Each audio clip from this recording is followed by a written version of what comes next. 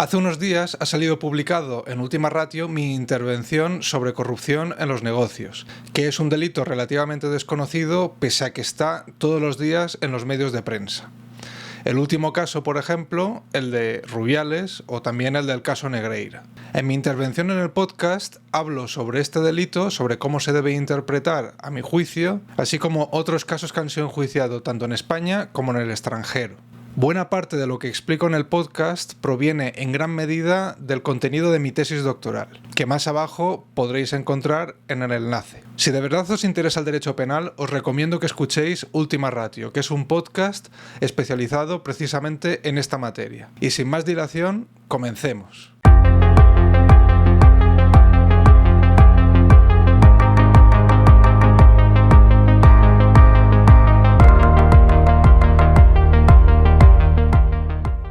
Muy buenas a todos y bienvenidos a un nuevo episodio de Última Ratio. Mi nombre es Antonio Jesús Rubio Martínez, soy abogado penalista y hoy hablaremos con mi compañero Sergio Berenguer Pascual de la corrupción en los negocios. Hablaremos del concepto general, hablaremos de la definición del delito de corrupción en los negocios, su origen normativo, el bien jurídico protegido y todos aquellos aspectos que puedan afectar a la comprensión de este delito. Asimismo, hablaremos de algunos de los casos más relevantes que ha resuelto la jurisprudencia y que vienen a cuento, alguno de ellos muy mediático, y como ya sabéis dejaremos los enlaces de interés que vayan surgiendo para que cada uno de vosotros haga su propio estudio y saque sus propias conclusiones. Sed bienvenidos y sin más dilación, empezamos.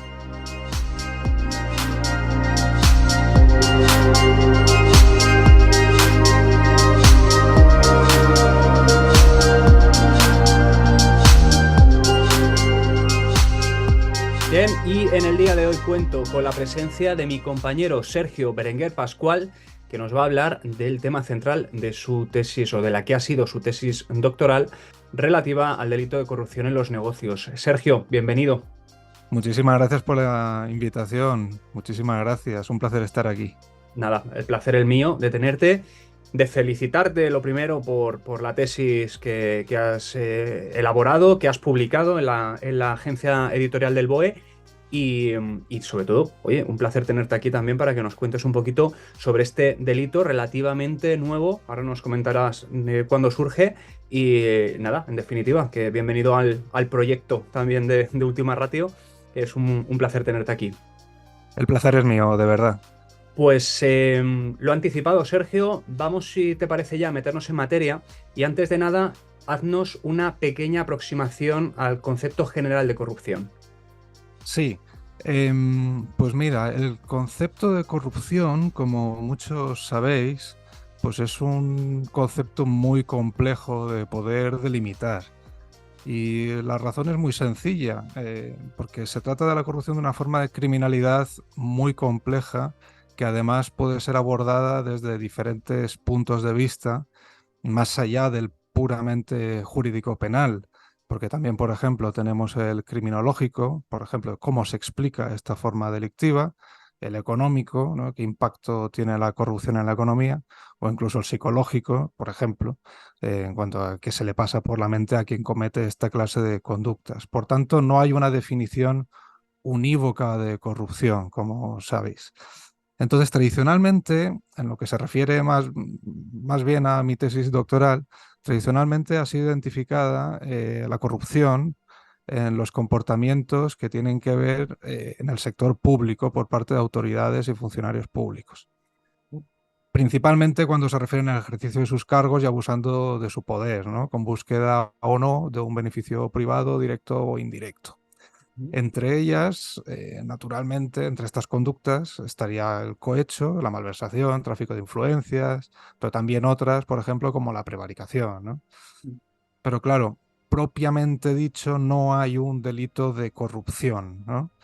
Y para hacerlo todo un poco más confuso, también a modo de breve pincelada, tenemos el delito de corrupción de menores, que se trata de un delito de carácter sexual, es decir, el término corrupción creo que aporta más bien poco, digamos. Pero bueno, al margen de excepciones como esta, podemos yo creo que convenir en que cuando hablamos de corrupción nos referimos generalmente a conductas cometidas por funcionarios o autoridades públicas dentro de la administración pública. Ahora bien, claro, lo que supone una ruptura con este concepto tradicional de corrupción pública es la Ley Orgánica 5/2010, de 22 de junio, porque en esta reforma se introduce el nuevo delito del artículo 286 bis del Código Penal, que recogía entonces el denominado delito de corrupción entre particulares en alusión, en síntesis, a que tanto el sobornado como el sobornador pues son ambos particulares, ¿no? Y en la doctrina, bueno, también se le llama corrupción en el sector privado o, como lo llamo yo, corrupción en los negocios. Entonces, claro, hay un claro paralelismo, es verdad, entre la figura penal del cohecho, de los artículos 419 y siguientes, y el de corrupción entre particulares, 286 bis. Vale, pues si te parece, Sergio, dicho esto, como breve pincelada introductoria, nos has aludido al origen normativo, que es el año 2010, en la Ley Orgánica 5/2010, y nos aludías a un artículo que es el 286 bis. Cuéntanos un poco, ¿cómo se define el delito de corrupción en los negocios en el Código Penal? Pues sí, mira, concretamente el delito de corrupción en los negocios del 286 bis, concretamente lo que viene a ser el tipo penal básico, se recoge en los apartados primero y segundo, ¿vale? Y bueno, después también tenemos las atenuantes y las agravantes que han sido más recientemente introducidas. Pero principalmente en cuanto a este delito hay tres hitos legislativos importantes. ¿Vale? El primero, que ya lo hemos mencionado, de la Ley Orgánica 5/2010, de 22 de junio, es ahí donde se tipifica el delito, además de introducir una serie de modalidades atenuadas. Luego, en el 2015, tenemos la Ley Orgánica 1/2015, 31 de marzo, en la cual pues, se introducen algunas correcciones técnicas y se introducen también otras modalidades agravadas en el nuevo artículo 286 quater. Y luego ya finalmente, como tercer hito, tenemos la Ley Orgánica 1 del 2019, de 20 de febrero, que son una serie de pequeñas modificaciones promovidas por unas observaciones del Greco, que no veía clara la introducción de algunas conductas como lo es la de aceptar un ofrecimiento o promesa de ventaja o beneficio injustificado.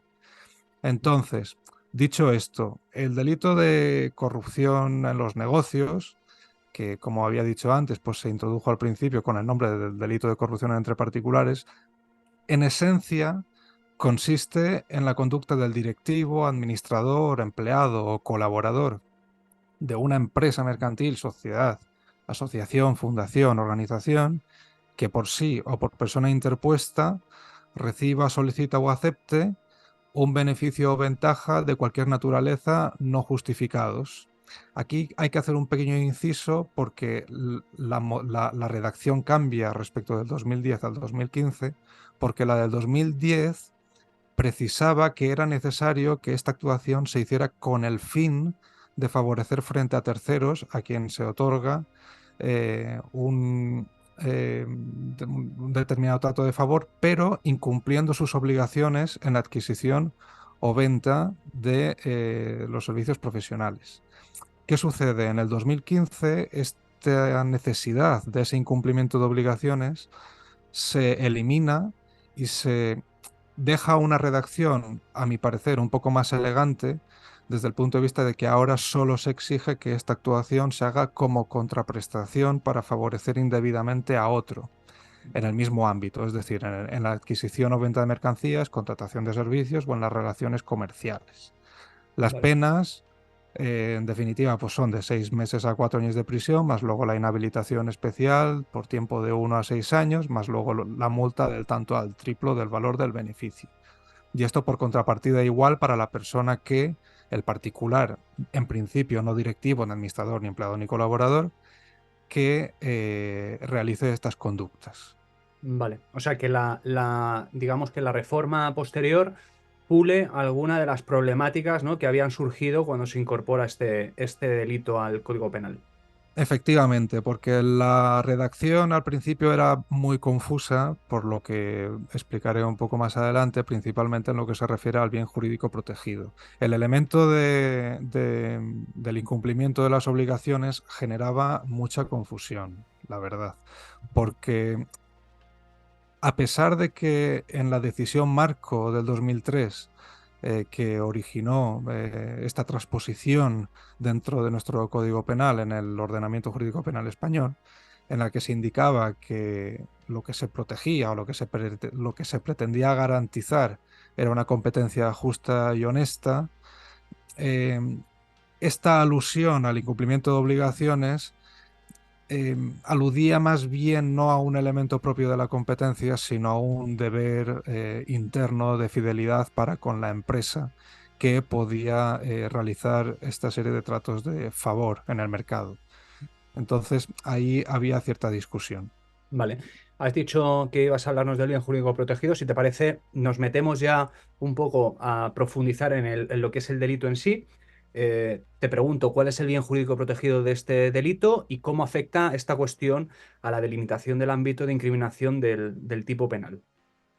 Pues sí, este punto creo que es muy importante, a pesar de que en un principio puede parecer muy teórico, después tiene consecuencias prácticas de enorme calado.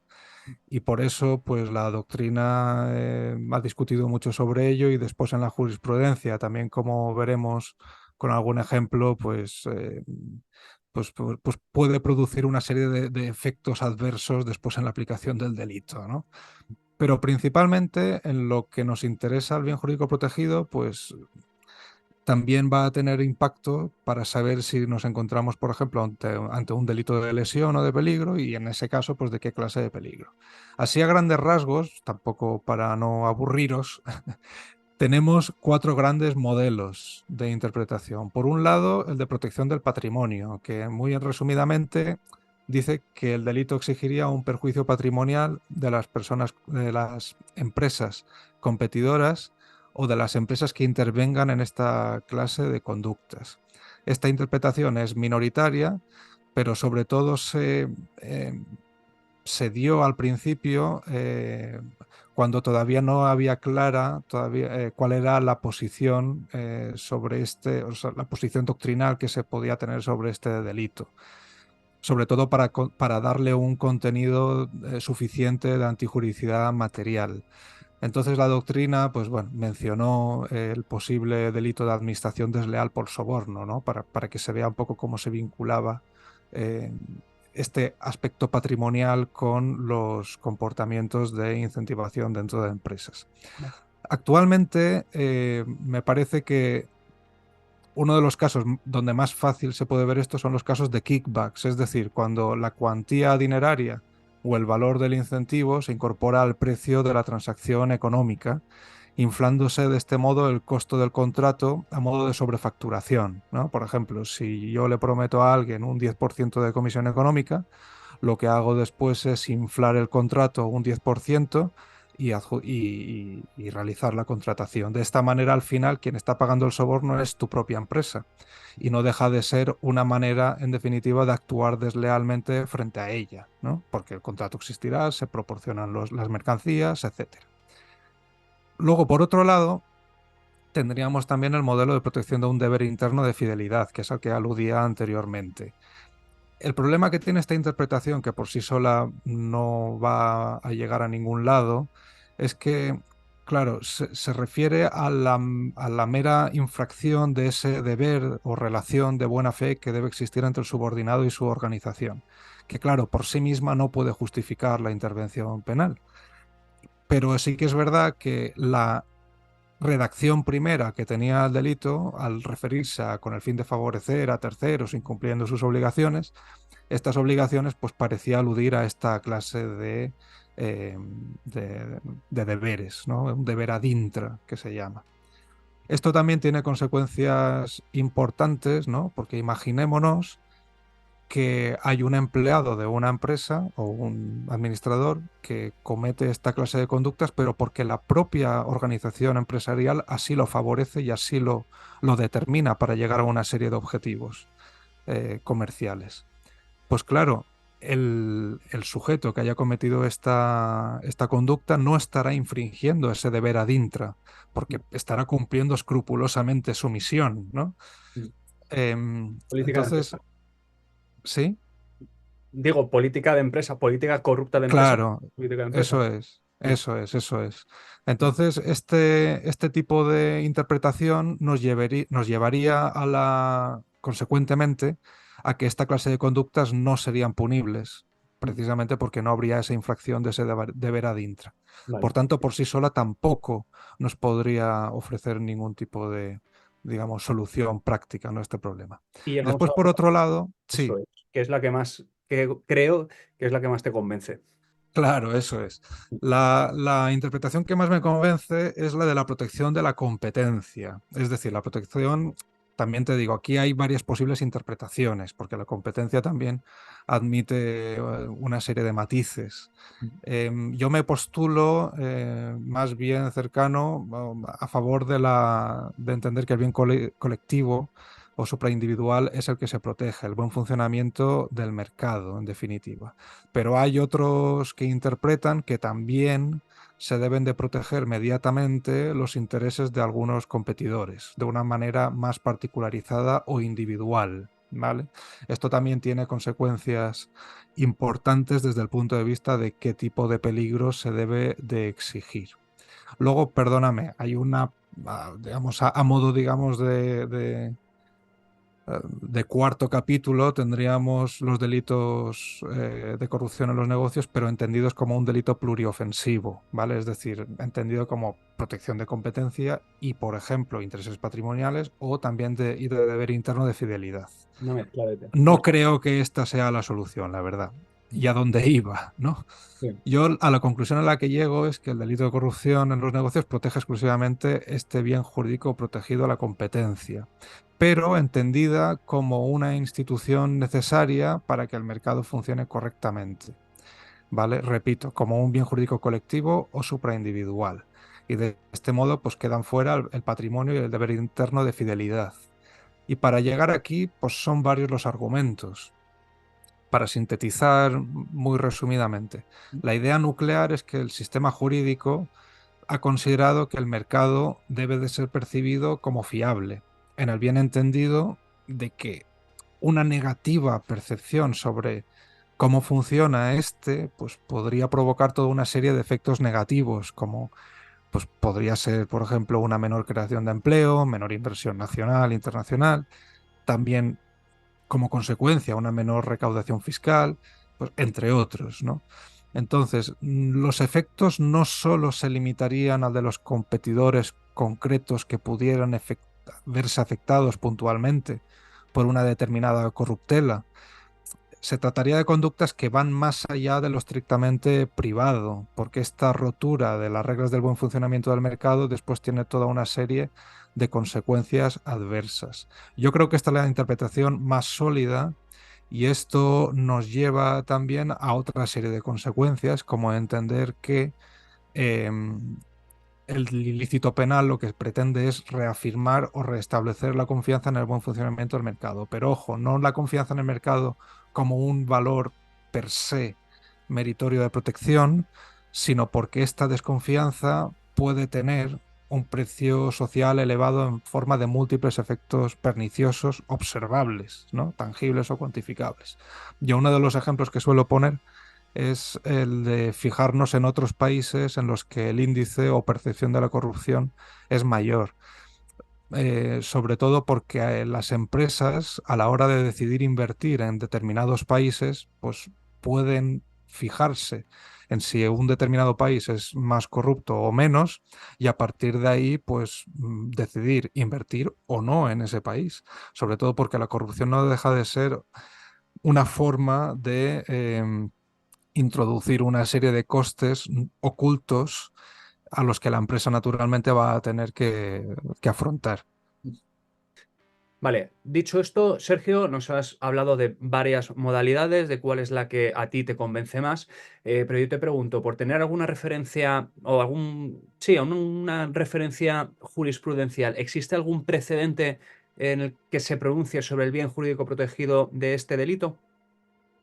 Pues concretamente hay algún pronunciamiento por ahí, después haré referencia a otro caso, que es el del caso Neymar 2, que sí que apunta en favor de la interpretación pro competencia, que va en la línea de lo que acabo de apuntar, pero me parece que hay otro caso que es relativamente nuevo vamos, de este año, de enero, bueno, el año pasado, ya de enero de 2023, y concretamente es el del caso Carrefour. Es una sentencia que es de conformidad y me parece sumamente interesante. Lo describo muy brevemente para que se entienda un poco los hechos. Dale.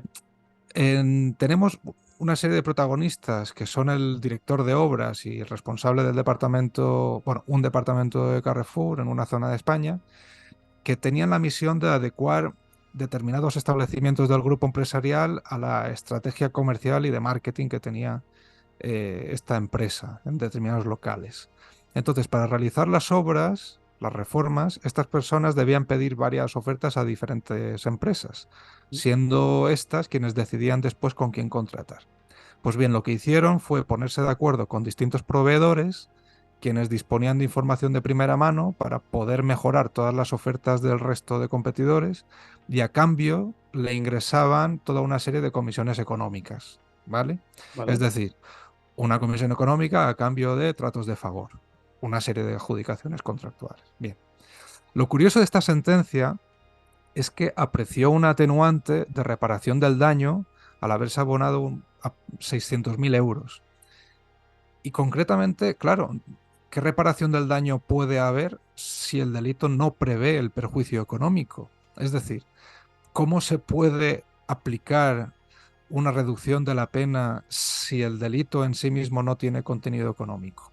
A mí me parece una resolución, bueno, algo exótica, pero es curiosa. También por otra cosa, y es que en el fallo no hay condena de responsabilidad civil. Pero es conformidad, no es una sentencia de conformidad, me dices. Sí, es una sentencia de conformidad que, como todos sabemos, pues es el campo perfecto para que hayan cosas exóticas. Sí, eso es. Sí, sí.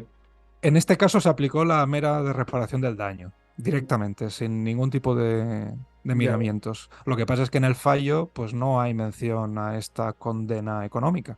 Mm. Vale, pues mira, una pena entonces que se haya quedado ahí, ¿no? Porque dices, bueno, hubiera sido interesante ver cuál es la evolución si es que tiran por ahí las cosas, pero bueno, sí, sí, pues una cosa más que dices. Al final, este tipo de cosas también pues amplían un poco también la posibilidad que el día de mañana llega un caso así y tienes al menos un precedente para justificar un atenuante que en otro caso no cabría y que igual es que no cabe, pero bueno, abierta la Sí, vía, ¿no? Para pelear en ese sentido en defensa del hipotético cliente, pues por lo menos, pero vamos, a nivel es verdad que a lo mejor más académico, dogmático, pues cojea por, o puede cojear por varios lados, ¿no? sí, efectivamente. Sí, sí.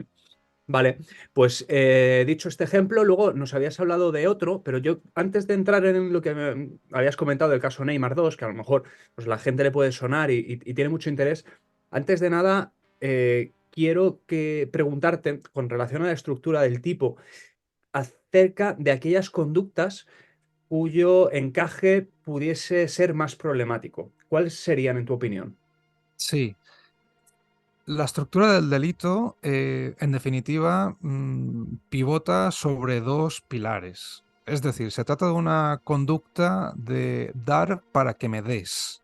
Es decir, por un lado tendríamos el incentivo ilícito y por otro lado el favorecimiento indebido. Y esto tiene una relevancia, yo creo que sustancial.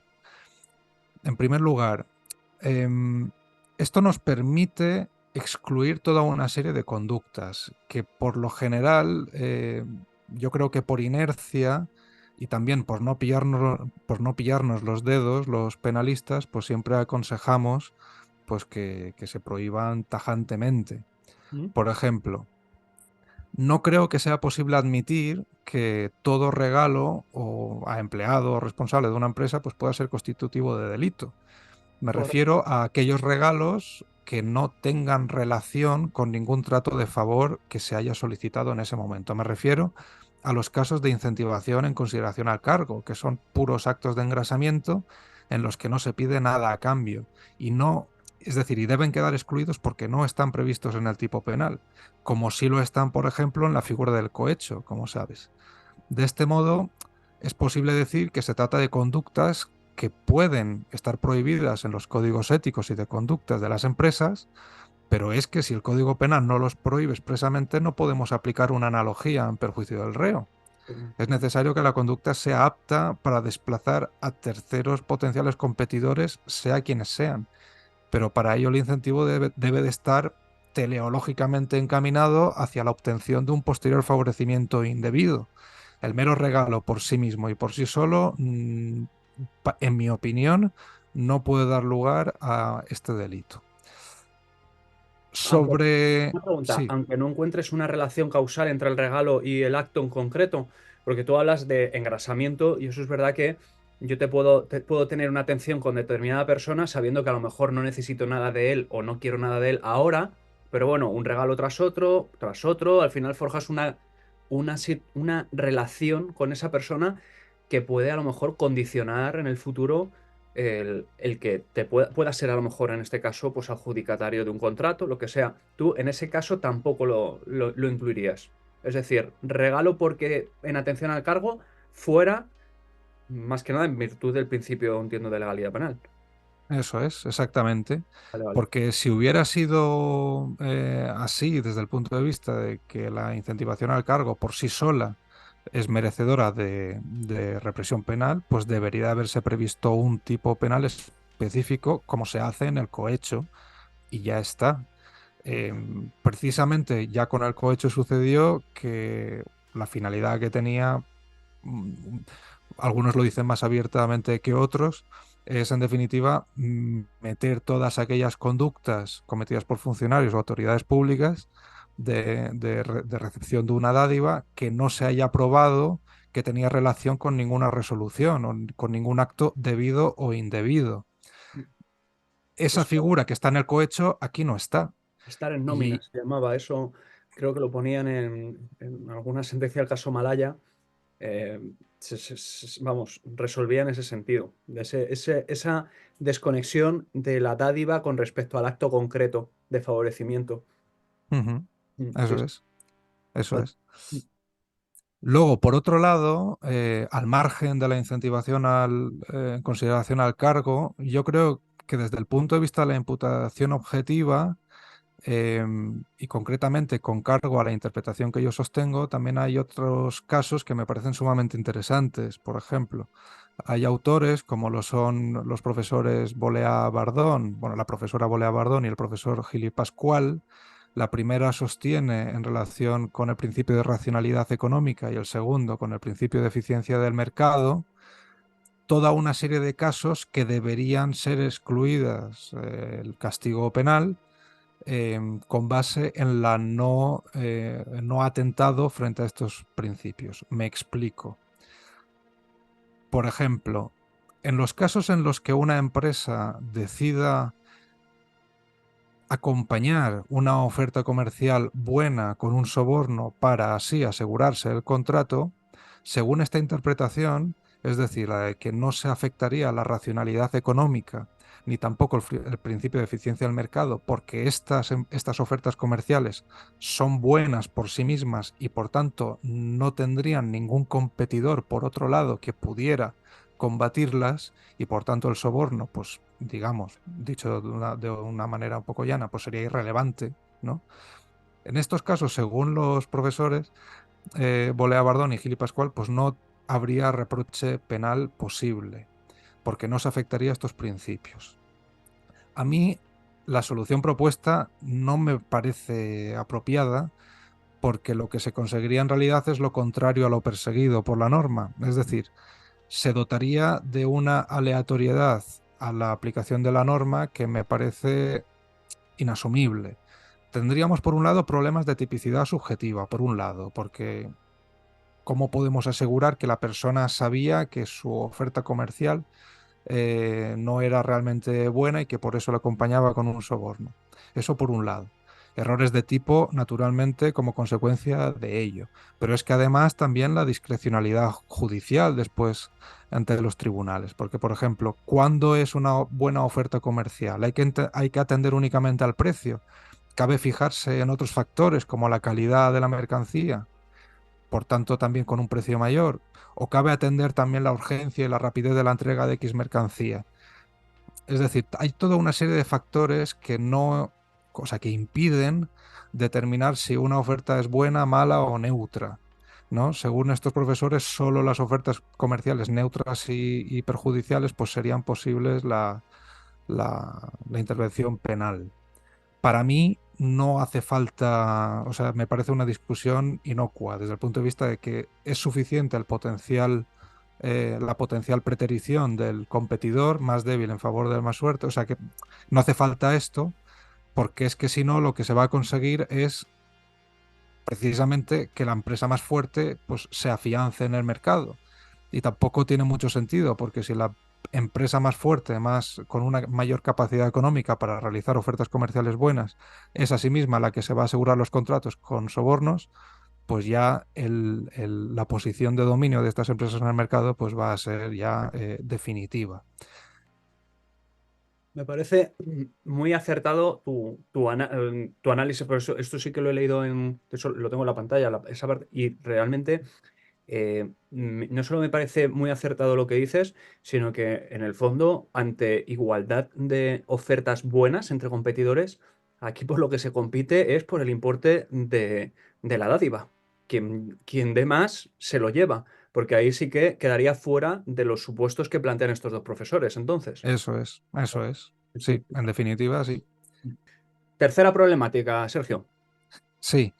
Y nada, ya muy brevemente, también a mi parecer, porque no toda clase de favorecimiento indebido, pues debe de ser, o mejor dicho, no toda clase de trato de favor debe de ser entendido como un favorecimiento indebido desde el punto de vista de lo previsto en el tipo penal.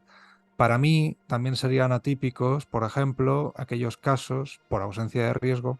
Por ejemplo, uno, cuando ese trato de favor lo que vaya a servir sea para beneficiar a todos los competidores, es decir, que el trato de favor en definitiva no va a suponer una discriminación frente a ninguna empresa.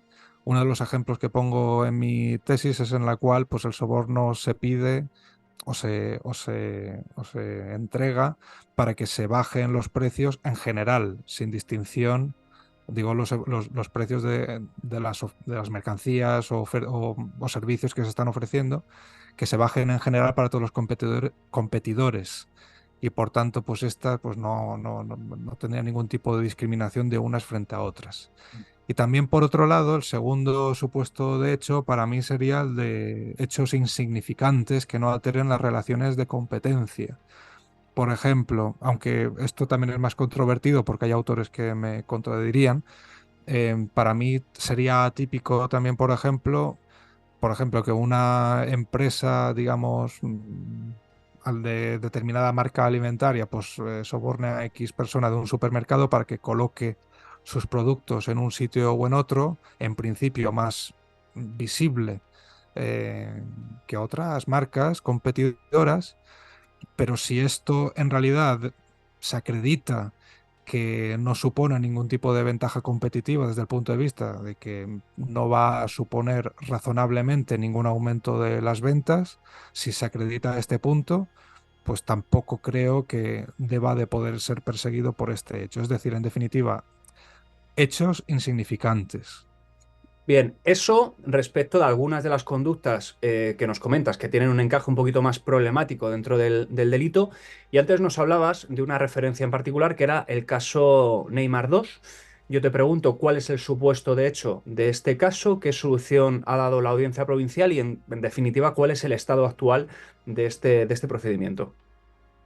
Pues este caso me parece muy interesante porque pone de relieve algunas cuestiones, yo creo que nucleares del delito, y que en términos generales, desde mi punto de vista, creo que la sentencia es razonablemente satisfactoria desde el punto de vista de la interpretación del delito, aunque hay cosas que quedan un poco más oscuras desde mi punto de vista. Y es verdad también que el Tribunal Supremo todavía tiene que pronunciarse, es decir, es una sentencia que no es firme por el momento. Así que a ver qué recorrido tiene la casación y el Tribunal Supremo a ver qué nos dice. Pero principalmente hay dos cuestiones desde un punto de vista teórico-práctico que son destacables. En primer lugar, sería, puede entenderse que había una justificación del beneficio o ventaja que recibió en su momento Neymar a través de sus empresas. Esto habrá que responderlo desde mi punto de vista a la luz del bien jurídico protegido. Y luego, en segundo lugar, la cuestión sería si cabe en el tipo penal la preferencia de un jugador de fútbol por un club u otro. Es decir, ¿cabe el favorecimiento indebido por parte de personas físicas y empresarios individuales? Dicho esto, para entender un poco a qué nos estamos refiriendo, porque si no es imposible. Los hechos, más o menos, son largos y voy a intentar hacer una síntesis, pero en definitiva, en lo que consistió fue en que una empresa adquirió el 40% de los derechos económicos de los derechos federativos de Neymar. Se trata de la empresa DIS. Esto fue en el 2009, si no recuerdo mal. Como en el 2011, pues hubo una negociación fallida con el del Santos, en su momento el club de Neymar, con el Fútbol Club Barcelona. Y el jugador pues renovó con el Santos hasta el 14. Se pactó una cláusula de rescisión de unos 65 millones de euros. En aquel momento, el presidente del Santos pues, facilitó una carta privada al jugador en la que le autorizaba a negociar directamente con otros clubes. A raíz de ello, el padre del jugador, que actuaba como un agente, negoció con el Barcelona su fichaje para el 2014 cuando quedara libre, y a cambio se abonarían 45 millones, de los cuales 10 se percibirían al momento de la firma del acuerdo. El acuerdo del futuro fichaje, cuando el jugador quedara libre, se formalizó entre el Barcelona y otra sociedad que se llama N&N. Hay un segundo contrato del 11 que se pactó un préstamo de 10 millones de euros. Digo lo de préstamo entre comillas, porque la causa real no era esa, no era un préstamo en realidad. El préstamo no producía intereses, no se pactaron ningún tipo de garantías y la amortización pues, se produciría a la formalización de la contratación laboral del jugador. Y en caso de incumplimiento de la obligación del fichaje por cualquiera de las dos partes, esto es importante, habría una penalización de unos 40 millones de euros.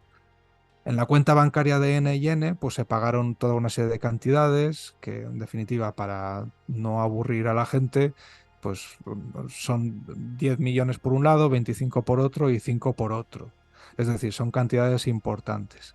Y ya finalizando, es que la sentencia es muy larga, pero es necesario para entender los detalles. De todas maneras, lo vamos a colgar, ¿eh? Para que la gente la tenga a disposición, la pueda leer y... Sí, sí, sí. Entonces, en definitiva, el Fútbol Club Barcelona pues intentó adelantar el fichaje del jugador, ¿no? Tras negociar con el Santos.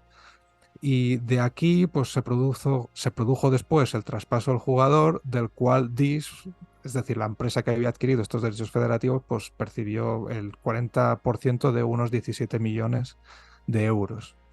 En definitiva, hay toda una serie de contratos, de acuerdos entre diversas partes, por un lado entre Neymar y DIS, por otro lado, también por otro lado el Santos y el Fútbol Club Barcelona, y también por parte del Fútbol Club Barcelona y Neymar.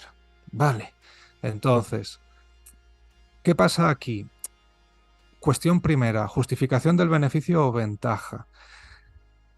Donde yo creo que hay que poner la atención es sobre la ausencia de riesgo por adecuación social en el mercado del fútbol profesional. Es decir, cuando se habla de justificación del beneficio o ventaja, ¿Mm? em, es necesario afirmar, y por otro lado, por contrapartida, ¿no? Pues decir que hay un deber o que no hay un deber o un derecho o facultad para percibir un determinado incentivo o cantidad económica. En el caso concreto, el mercado del fútbol, tal como se configura por las distintas regulaciones que tiene, permitía al jugador em, negociar este contrato tal y como lo hizo, ¿vale? Porque además lo hizo en atención a un posible y futuro derecho, es decir, se trata de una disposición económica de derechos futuros, ¿vale? DIS lo que discutía era si el jugador podía negociar o no por su cuenta. Pero claro, la audiencia provincial yo creo que correctamente interpreta que esta disposición de derechos futuros, para el caso hipotético de que el jugador quedara libre, era perfectamente posible, porque se trata de un hipotético solo para el caso de que ese escenario llegara. ¿Qué pasa? Que después el fichaje que hizo el Fútbol Club Barcelona con Neymar sí que se adecuó a las normas internas de negociación dentro del fútbol profesional y por tanto se pagó a DIS el porcentaje del 40% correspondiente. ¿Vale? Por tanto, ahí es un tema interesante para ver cómo juega la regulación y los usos sociales propios de cada sector del mercado, concretamente en este caso el del fútbol profesional, para ver cómo no toda comisión, aquí desde un punto de vista estrictamente dicho, una comisión económica dentro de un contrato de comisión, cómo no toda comisión pues es constitutiva de un delito, ¿no? Y luego, en segundo lugar, tendríamos la discusión sobre si los jugadores eh, pueden conceder tratos de favor. O dicho de otra manera, si las personas físicas o empresarios individuales, como podría ser el caso, son sujetos dentro del tipo penal posibles que puedan dar ese trato de favor. Aquí yo creo que es una discusión que no se aborda en la sentencia de la audiencia provincial y que me parece sumamente interesante. ¿Por qué? Porque los únicos tratos de favor que persigue el tipo penal, y así también lo defiendo en mi tesis doctoral, son aquellos que deban ser concedidos por sociedades limitadas, las asociaciones, fundaciones, es decir, todas las entidades descritas en el tipo penal. De ese modo quedarían fuera los empresarios individuales, por ejemplo, los autónomos. Y puede decirse, bueno, es que esto es incongruente con la política criminal, porque un autónomo perfectamente puede también conceder una serie de tratos de favor. O también incluso las comunidades de propietarios que no tienen eh, personalidad jurídica propia. Hay multitud de comunidades de propietarios que pueden adjudicar contratos muy importantes para hacer determinadas obras.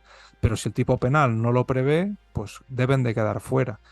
Y puede entenderse como incongruente, pero también podría interpretarse que es una decisión del legislador consciente de decir, bueno, no nos interesan este tipo de casos porque no van a ser los que mayor impacto van a tener en la economía. Tampoco te puedo decir si es esta la respuesta del legislador, porque ya sabemos lo críptico que resulta en muchas ocasiones. Te iba a preguntar si crees que era una cuestión de política criminal o una consecuencia inesperada de, bueno, pues de la publicación de una norma que hemos visto en casos o en modificaciones recientes de otros preceptos, como a veces no se prevén las consecuencias de una modificación o reforma legal. Entonces te iba a preguntar eso, que cuál era tu percepción, pero no sé si tienes alguna respuesta a esto o simplemente dices, bueno, es lo que es y tampoco te mojas o tienes respuesta. Yo apunto a las dos posibilidades. Respuesta no la tengo porque sería más bien especular. Sí. Lo único que sé es que hay silencio sobre esto. Vamos, en los trabajos legislativos tampoco se hace ningún tipo de mención y ya está. Probablemente pues sea un error más, pero tampoco me sorprendería que no lo fuera, porque, insisto, o sea, Tiene sentido. Si fuese un error, claro, tendría sentido, por lo menos. claro, pero también si lo ampliamos incluso también a los casos de los autónomos, estaríamos ampliando todavía más el grado de intervención penal, extendiéndola a otros supuestos en principio no previstos. Entonces, quizás es una exploración sobre cómo va a responder el tipo penal, quizás es un mero olvido, no lo sé.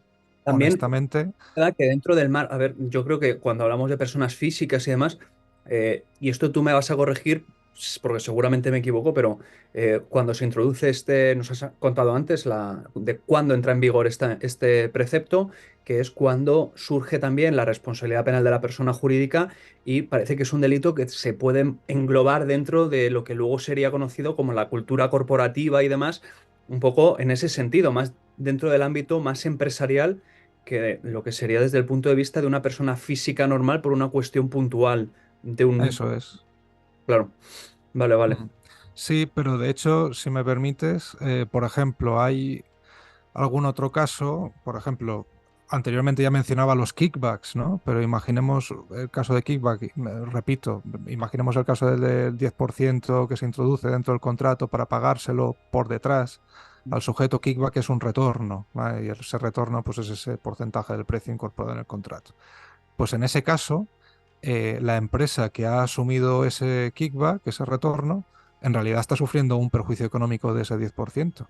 Como sabes, las empresas no responden penalmente cuando la conducta haya sido cometida en su perjuicio.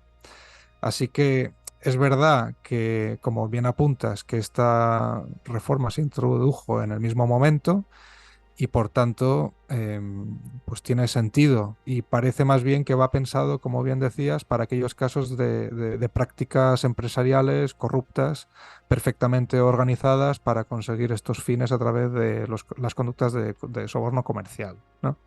Sí, pero una pregunta, aquí en este ejemplo que pones del kickback, ¿no sería o sea, sería el perjuicio respecto del 10% del sobrecoste, ¿no? Pero Ujú. si la finalidad, o sea, si la contraprestación a ese 10% es adjudicarte un determinado contrato, realmente igual el perjuicio es relativo también, ¿no? O sea, ahí no sería determinante o definitiva si existe o no una existencia, un perjuicio realmente en ese caso concreto. No digo de otros supuestos que a lo mejor sean completamente distintos, pero aquí habría debate al menos. Sí, en mi opinión, creo que hay un concurso de delitos. Por un lado, el de corrupción en los negocios, porque el bien jurídico protegido es el de la competencia, que es colectivo y por tanto nada tiene que ver con el perjuicio. Y luego, por otro lado, la administración desleal por ese 10% de sobrecoste. Vale. Y de esa manera, pues en el concurso ideal de delitos, pues irían los dos en el mismo pack. Vale. Vale, vale. Y yo creo que ya no sé si nos queda algo por tratar o quieres hacer una reflexión final de todo esto o hablarnos a lo mejor de algún otro precedente jurisprudencial que haya podido surgir, que consideres que es de interés, como tú veas, ya para cerrar un poco el episodio de hoy. Sí, quizás mencionar algún otro caso reciente en materia de este delito, por ejemplo, ¿Vale? por diferenciar, habría dos problemáticas que muy brevemente voy a mencionar, el de la vigencia temporal de la ley penal. Por ejemplo, en el caso Edmonton, lo que se produjo fue una absolución de este delito porque no estaba tipificado en el momento de los hechos. Lo que sucedió en definitiva fue que el contrato se adjudicó, digamos, antes de la entrada en vigor del 5 del 2010 y sin embargo los pagos fueron después, ya en vigor esta reforma. Lo que se dijo fue, en definitiva, pues que no cabía condenar porque el delito no estaba vigente en ese momento, sin perjuicio de que, insisto, los pagos ya se hubieran efectuado ya en vigor la norma. Y esto, por cierto, va en la misma línea que una sentencia dictada también recientemente en Chile, en noviembre de 2023, que se absolvió por el mismo motivo, uno muy similar, ¿no? Que allí también en Chile pues introdujo este delito hace relativamente poco y sucedía la misma problemática. Y luego, por otro lado, también en otros casos, por ejemplo, el de... Perdóname, Sergio, que la gente, que sepa la gente, el caso de Edmonton, porque como hemos dicho antes, Chile, acabamos de decir Chile además, es de aquí de España, de la Sí, región. Edmonton es de Ah, pero España, justo sí. por la. Vale, vale, vale. Sí, sí, Edmonton es de España y luego hay otra sentencia de Chile que apunta a la misma problemática. Vale, sigue, sigue. Sí, y luego hay otra problemática también que me parece sumamente interesante y que además apunta a una cierta incomprensión de este delito. Y es a que hay algún precedente, concretamente hay dos que haya detectado, en la cual no se persigue judicialmente al sujeto que incentiva, es decir, al sujeto que paga las dádivas, ¿vale? Por ejemplo, tenemos el caso de Desigual, que muy brevemente consistió en lo siguiente, es decir, en los años 2010-2011, pues el director de calidad de esta empresa pues le exigió a otro, a uno de sus proveedores de textil, el pago de una serie de comisiones económicas, más o menos unos 70.000 euros. Como consecuencia de ello, pues la empresa del que pagaba, ¿vale? Incrementó su facturación en unos 200.000 euros, más o menos. En este caso, es chocante ver cómo ni tan siquiera se planteó la responsabilidad penal de quien abonó estas comisiones económicas. No se planteó y probablemente no se hizo porque fue quien denunció ya harto de tener que pagar. Y claro, no podemos, digamos, Hablamos sustituir política criminal de persona adoptada jurídica. por el... Perdóname, Sergio, ¿hablas de persona jurídica o de persona física? Hablas de persona jurídica aquí. No, no, física, física. Ah, vale, vale, vale. Sí, solo se castiga penalmente a una de las dos partes. Digamos la parte favorecedora, la parte que entrega el trato de favor, que sería los contratos. ¿Vale? Vale. Y en este caso, ¿quién pagó la consecuencia fue Desigual o fue la persona física? Que no me he enterado. Claro, el proveedor de Desigual era ¿Sí? el que pagaba.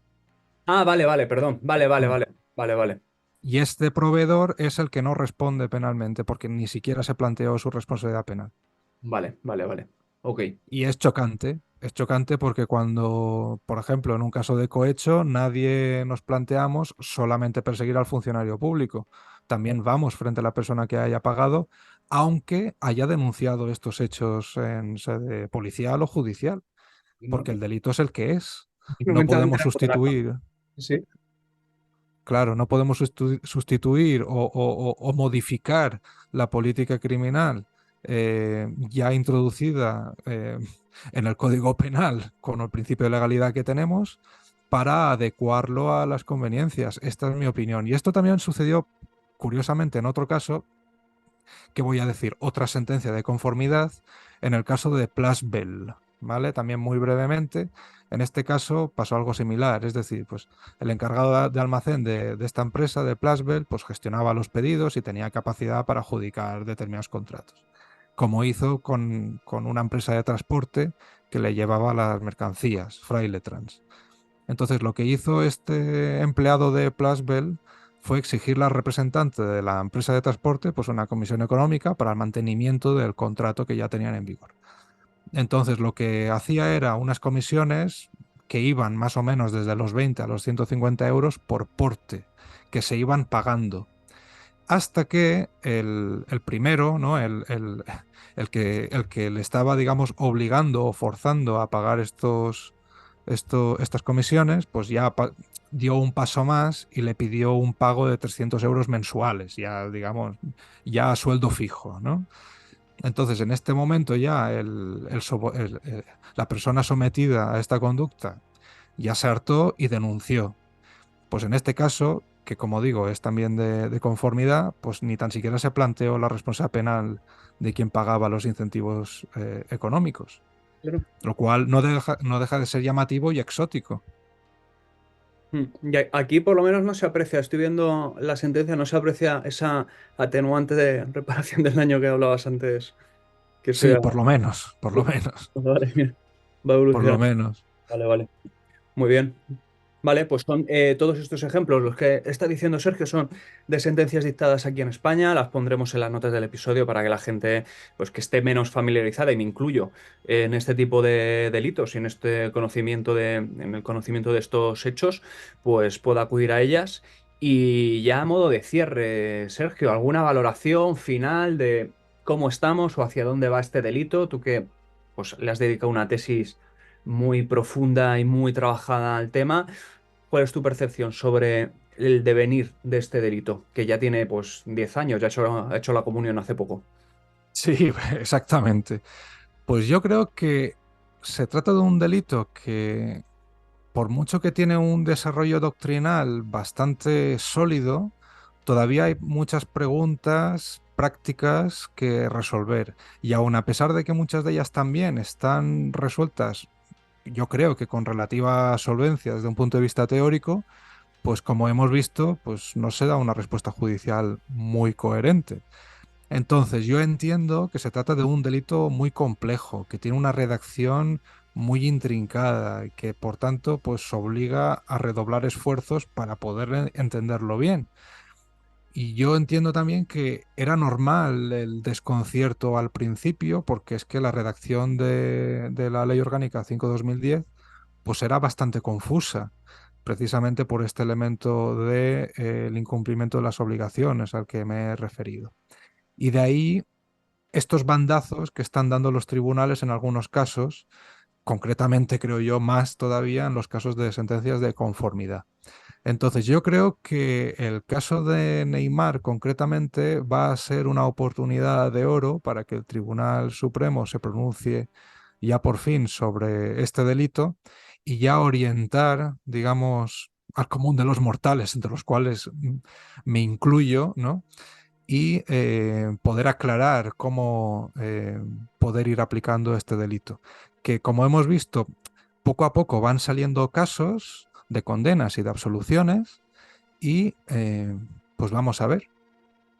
Bueno, a lo mejor simplemente es un delito que han introducido como desincentivador de determinadas conductas, que al final a veces tiene un efecto que, bueno, ¿no? Que dices, ya la gente sabe, al menos de manera genérica, lo que no se puede hacer a riesgo de comisión de un delito, y a lo mejor eso ha contribuido también a, ¿no? A mejorar las relaciones comerciales en ese sentido. ¿O tú crees que eso no tiene nada que ver? Sí que tiene que ver porque no deja de ser introducir una serie de prohibiciones. Es verdad que a través de la regulación penal, que podemos discutir si quieres, si es adecuada o no la intervención penal para esta clase de conductas, pero no me parece tampoco descabellado que la intervención penal se dirija a este sentido, porque es verdad se criticaba mucho, ¿no? Cuando se introdujo este delito, se criticaba mucho que se prohibieran penalmente estas conductas, mientras que podían haber otros mecanismos, otros resortes jurídicos igual o más eficaces para poder perseguirlos a través de, pues por ejemplo, qué sé yo, defensa de la competencia o en definitiva, pues otras conductas podría ser de competencia desleal, pero yo, siendo objetivo, no me parece descabellada tampoco la decisión de prohibir estos comportamientos. No por nada. Además, el legislador no tenía otra opción, porque venía dado por una decisión marco del 2003, que además, como ves, tardó ya 10 años en poder ser traspuesta. Es decir, no teníamos otra elección que prohibirla penalmente, pero es que tampoco, insisto, no me parece tampoco descabellado que se haya hecho desde un punto de vista teórico. Y eso efectivamente lo que produce es que las empresas deban de adecuarse a los nuevos tiempos y entender que no toda clase de comportamientos están amparados por la libertad de empresa. Es decir, las reglas que rigen en el mercado no son ilimitadas porque están perfectamente concretadas en una serie de normas o reglas, no solo de carácter penal, sino también extrapenal, como por ejemplo decía, competencia desleal y defensa de la competencia. Por tanto, libertad de empresa no es un derecho absoluto, hay que adaptarse a los nuevos tiempos y además se está viendo que la corrupción afecta en muchos ámbitos después más allá de la mera, digamos, indignación social, ¿no? Que también es importante, sino que después tiene efectos importantes a la hora de, pues, por ejemplo, inversión, como mencionaba, menor recaudación fiscal, etcétera. Vale. Pues sí. Sergio Berenguer Pascual, millones de gracias por tu tiempo, vamos, por tus explicaciones y nada, que no sé si quieres añadir algo más o ya ahora sí que sí podemos dar por cerrado el episodio. Nada, muchísimas gracias a ti por proporcionarme este espacio y encantadísimo de haber colaborado con este magnífico podcast que, en fin, pues está teniendo un éxito tremendo y por tanto, pues me siento tremendamente honrado de estar aquí. Pues espero que consideres volver, porque, vamos, espero crecer con todos los que estáis participando en él y, bueno, buscaremos también en el futuro algún otro formato para que todo sea mucho más dinámico y vamos, seguir creciendo y desde luego, si te animas, cuento contigo para lo que sea. Por supuesto, a tu disposición. Pues un abrazo muy fuerte, Sergio, espero verte pronto. Un abrazo. Hasta luego.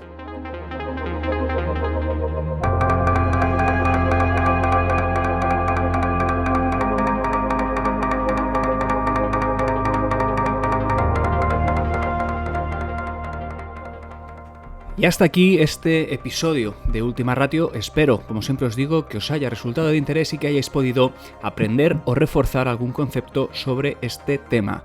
Nada más, me despido. Hasta el próximo episodio y recordad, sed buenos, cuidad a la gente que queréis, cuidad a la gente que os quiere y en la medida de lo posible, caminad hacia lo que os haga felices. Un abrazo fuerte, muy fuerte y hasta pronto.